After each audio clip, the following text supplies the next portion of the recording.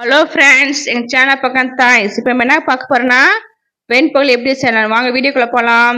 தேவையான பொருட்கள்: பச்சரிசி, பாசிப்பருப்பு. பச்சரிசி 2 உலக்குனா பாசிப்பருப்பு 1 உலக்கு போட்டு கொஞ்சம் நல்லா ஊற வச்சுட்டு குக்கரில் ட்ரான்ஸ்ஃபர் பண்ணிக்கோங்க. மற்ற 1 உலக்குனா 2.5 உலக்கு தண்ணி ஊற்றிக்கோங்க. 1 உலக்குக்கு 2.5 உலக்கு தண்ணி ஊற்றிக்கோங்க. அப்புறம் நல்லா குழஞ்சி வேகும்.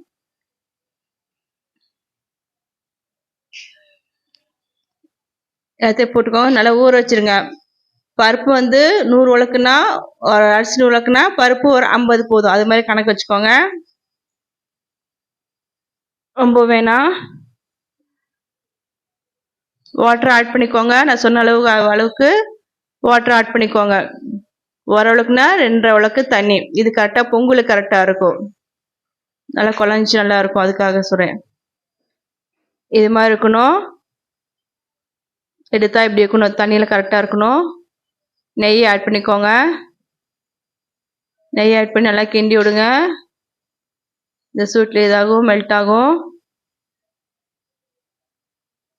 ஒட்டாமல் வரும். இப்போ கிண்டும் போது அதுக்காக நெய் ஆட் பண்ணியிருக்கேன்.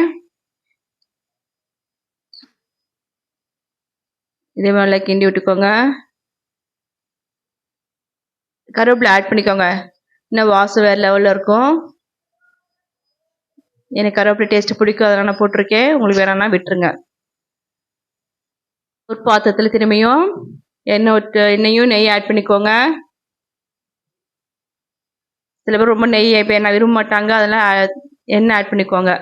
மிளகு ஜீரகம் தட்டி வச்சுக்கோங்க. முழுசாக போடனா பிள்ளைங்க துப்பிடுவாங்க. அதில் 2 க்ரஷ் பண்ணிக்கோங்க. அந்தளவுக்கு உரப்புலாம் இருக்காது.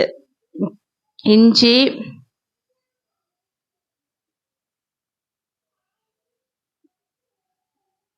ஆட் பண்ணிக்கோங்க.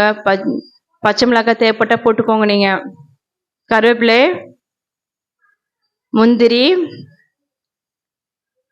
நான் மிளகு க்ரஷ் பண்ணலை, நான் பச்சை மிளகாய் போடல. உங்களுக்கு தேவைப்பட்டால் நீங்கள் போட்டுக்கோங்க.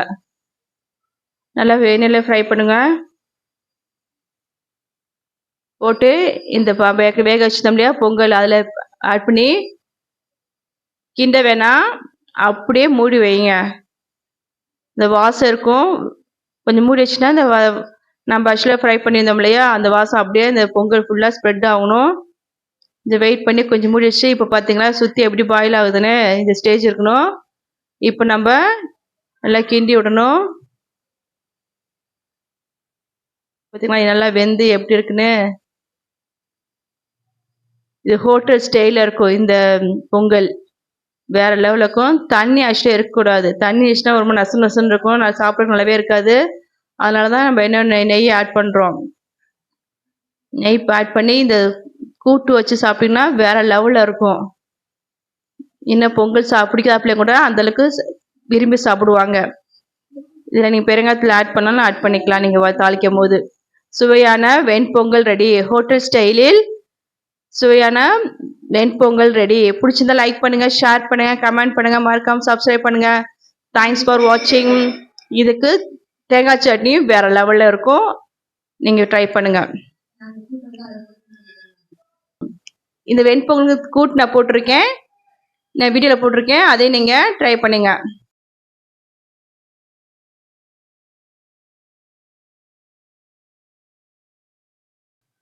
பிடிச்ச லைக் பண்ணுங்க, ஷேர் பண்ணுங்க, கமெண்ட் பண்ணுங்க, மறக்காம சப்ஸ்கிரைப் பண்ணுங்க. தேங்க்ஸ் ஃபார் வாட்சிங்.